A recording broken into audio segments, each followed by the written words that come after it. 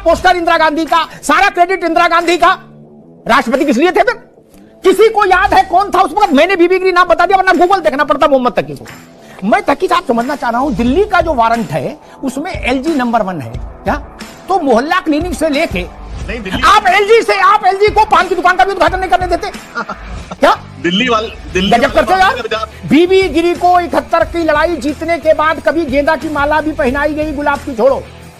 बीबी गिरीश कहा घर में बैठो चुपचाप, खाना पीना मिल रहा है मौज लो।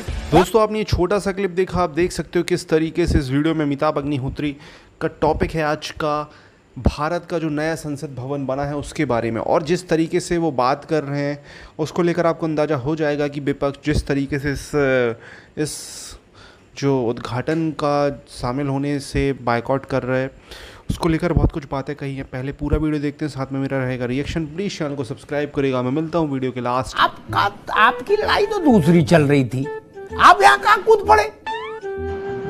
आपका जो मसला था अध्यादेश वाला, जिसमें केजरीवाल जी संजय सिंह और राघव चड्ढा और भगवंत मान को लेकर देशव्यापी भ्रमण पर निकल पड़े हैं?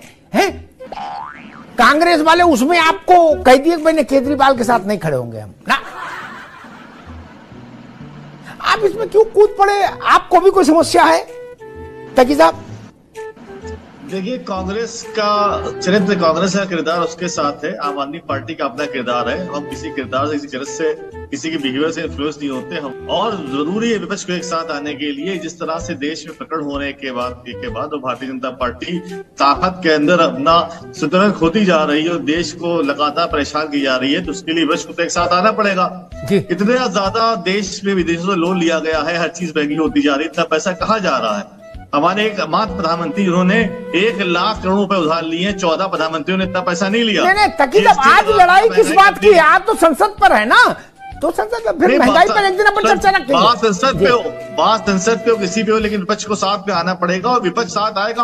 और विपक्ष साथ रहा है कई बार, और बीजेपी भी कई दलों को साथ लेके चल रही है। बीजेपी अकेले तो नहीं चल रही, बीजेपी के साथ भी 22-23 दल साथ में है। तो जब विपक्ष में साथ में आ रही, देश की बात उठा रही, तो परेशानी वाली क्या बात है? जी बिल्कुल ठीक बात है, अच्छी बात है। जी बिल्कुल ठीक है। तकी साहब दोबारा एक बार सबके व्यू ले ले, फिर आपके पास तो हमारा विशेष स्नेह लंबी चर्चा रहेगी।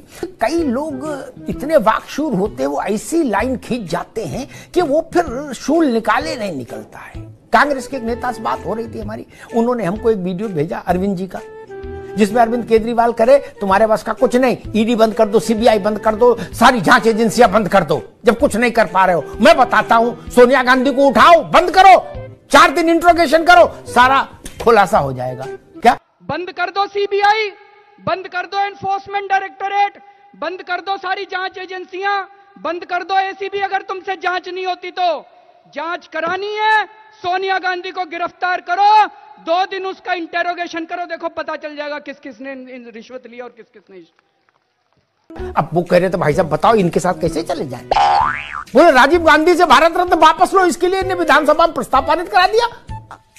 ये पकड़ते बोले ऐसा तो भाजपा ने भी नहीं किया कभी कि प्रस्ताव आपका पारित करा दिया हो। तो ये है बे कहो कहो रहीम कैसे निभे, बेर केर को संग, बेडोलत रस आपने उनके फाटत अंग।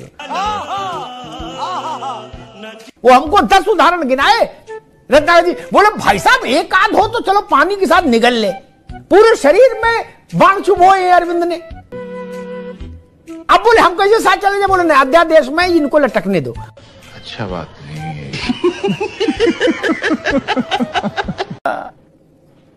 यही जब राष्ट्रपति का निर्वाचन तय हुआ, घोषित हुआ और उम्मीदवार दोनों पक्ष से आए, तब भी द्रौपदी मुर्मू जी महिला थी और तब भी आदिवासी थी। जब उनको राष्ट्रपति पद का उम्मीदवार घोषित किया गया, ऐसा तो नहीं उसके बाद वो आदिवासी हुई। ठीक, आज सब कह रहे हैं कि महिला और आदिवासी के सम्मान में हम आए मैदान में। ठीक, तब सब लोग कह रहे थे यशवंत सिन्हा के सम्मान में हम आए मैदान में। बोले मुर्मू क्यों नहीं ठीक है? बोले मुर्मू रबर स्टैंप होंगी। बोले ये यशवंत सिन्हा कौन होंगे? बोले कट्टर भगत सिंह निकलेंगे। आर्टिकल 79 कहता है कि राष्ट्रपति, लोकसभा, राज्यसभा ये संसद है, ठीक है। और इस संसद और राष्ट्रपति ही आह्वान, आर्टिकल 85 कहता है कि राष्ट्रपति ही आह्वान लोकसभा भंग करता है और राष्ट्रपति ही आह्वान करता है सदन बुलाने का। जी, तब राष्ट्रपति जब प्रमुख है तो राष्ट्रपति के हाथों आप क्यों नहीं करा रहे हैं? ठीक है नगर भाई जी, आप अपना फीता काट रहे हैं। ठीक है, हाँ नहीं फीता आपके साथ फीता नहीं करना। ठीक बात, मैं एक अद्भुत बात रखे दे रहा हूं जो अभी तक इस विमर्श में नहीं आई। संजय राणा आप भी सुनिए ध्यान से। कहा गया कि संविधान क्या कहता है उसको तो सुनो, ठीक है सुनना चाहिए, सबको सुनना चाहिए। मैं व्यवहारिक पक्ष में नहीं जा रहा, सिद्धांतिक पक्ष से एक तर्क देता हूं, फिर बीजेपी अपना राजनीतिक लड़ाई लड़े। भारत के तीनों सेनाओं का सेरेमोनियल हेड होता है राष्ट्रपति, ठीक, संरक्षक चीफ कमांडर होता है वो, ठीक। संरक्षक में तो तब भी भूमिका थोड़ी शिथिल हो जाती है। किसी स्कूल के संरक्षक हैं, कहीं संरक्षक रोजमर्रा के काम में नहीं कभी कभी का रहता है, ठीक। यहां तो कमांडर कहा गया, कमांडर इन चीफ। 1971 की लड़ाई में बीबी गिरी भारत की तीनों सेनाओं के कमांडर इन चीफ थे। बीबी गिरी को 71 की लड़ाई जीतने के बाद कभी गेंदा की माला भी पहनाई गई, गुलाब की छोड़ो। कोई शासकीय कार्यक्रम हुआ जिसमें इंदिरा गांधी को पीछे करके बीबी गिरी को आगे किया गया हो कि आप कमांडर इन चीफ है, प्लीज आप आगे आइए, संविधान का मसला है। बीबी गिरी से कहा घर में बैठो चुपचाप, खाना पीना मिल रहा है मौज लो। क्या किसी को याद है कौन था उस वक्त? मैंने बीबी गिरी नाम बता दिया, वरना गूगल देखना पड़ता मोहम्मद तकी को कि 71 में कौन राष्ट्रपति था, ठीक ना? क्या स्थिति बनाई थी उनकी। और जवाहरलाल जी के समय में भारत एक युद्ध हारा चाइना से। सुन लीजिए, हमने मतलब जब मैं हमने बोलता अमिताभ बच्चन, देश ने नेहरू की सरकार को कटघरे में खड़ा किया, भारत के राष्ट्रपति को नहीं। क्यों? आर्मी के कमांडर इन चीफ तो वही थे तीनों सेनाओं के। इसको समझोगे कि नहीं भाई? गजब बात कर रहे हैं। नहीं तो अपनी 71 में इंदिरा गांधी को पीछे रखते, सारा पोस्टर इंदिरा गांधी का, सारा क्रेडिट इंदिरा गांधी का, राष्ट्रपति किस लिए थे फिर? ये समझना होगा। ठीक, कड़वा कड़वा थू और मीठा मीठा कपने चलेगा। मैं अपने दोस्त तकी साहब के पास चलूंगा एक बड़ा चटपटा सवाल लेके, सुनने वालों को आनंद आ जाएगा। राघव चड्ढा ने कहा, रत्नाकर भाई आप सुनिए, मजेदार है ना। राघव चड्ढा ने एक कहा, वो भी संविधान पर पढ़ रहे हैं आजकल। उनने कहा कि भाई जो वारंट है प्रोटोकॉल का, उसमें president of India number 1, vice president number 2 और prime minister of India number 3, ठीक। उन्होंने कहा इसलिए राष्ट्रपति को बुलाना चाहिए। इस बात को समझिएगा, बड़ा मासूम बात है, बड़ी प्यारी बात है। मैं तकी साहब समझना चाह रहा हूं, दिल्ली का जो वारंट है उसमें एलजी नंबर 1 है क्या?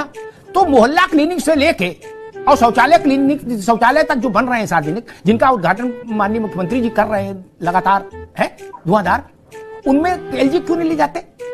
जो प्रोटोकॉल का वारंट है उसमें एलजी नंबर 1 है दिल्ली में, बाकी सब उसके नीचे है। ताकि साहब नहीं आप एलजी को पान की दुकान का भी उद्घाटन नहीं करने देते क्या? दिल्ली वाले मामले में अमिताभ जी आपको बहुत जल्दी समझ में आ गया।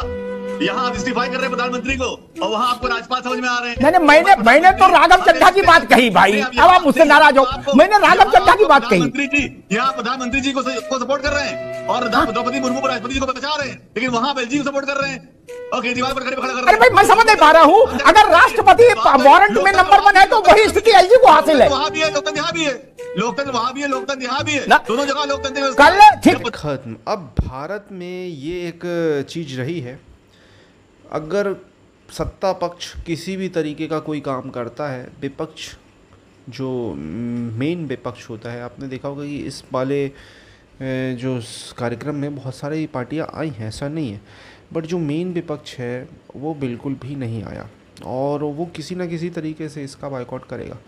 मोदी सरकार अगर G7 समिट में शामिल होने के लिए जापान जाते हैं तो ये बोला जाता है कि भारत हमारे लोगों का टैक्स का पैसा ये वो, मतलब इस तरीके की बेवकूफ़ी भरी बातें की जाती हैं कि वहाँ पे क्या मिला शामिल होने से, इस तरीके की बात कर देते हैं विपक्ष। राहुल गांधी भी एक अलग तरीके के पॉलिटिशियन है, वो ट्रक में घूम रहे हैं, ट्रक में बाकायदा पहले जो ट्रक में वो घूमने मतलब उनको जाना था तो उसको बाकायदा एकदम से चढ़ गए, तो लोगों को पता कि यार एकदम से लगा कि यार कैसे ट्रक में चढ़ रहे हैं, बट वो पहले से फिक्स था, उस ट्रक में कैमरे लगे थे, उसमें सब बाकायदा, मतलब वो भी एक पता नहीं जैसे मूवी वाली पॉलिटिक्स करते हैं, मूवी वाली पॉलिटिक्स चलती नहीं है। राहुल गांधी के पास अगर खुद का बहुत कुछ टैलेंट होता तो वो यूपी में खुद की सीट से ना हारते, वो मुस्लिम डोमिनेटिंग एरिया में जाके चुनाव ना लड़ते, केरला में, उनको केरला में जाने की ज़रूरत ना होती।